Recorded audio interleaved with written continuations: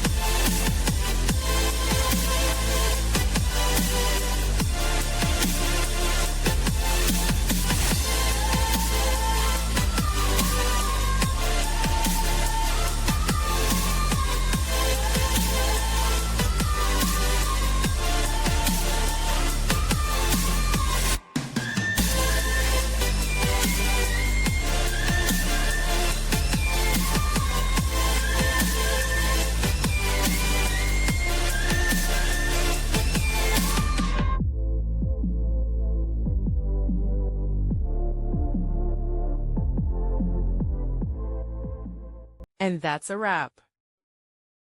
I hope you found the answer you were looking for. If you did, take a second to hit that subscribe button. It really helps out. And let me know in the comments which solution worked best for you. See you next time in the debug zone.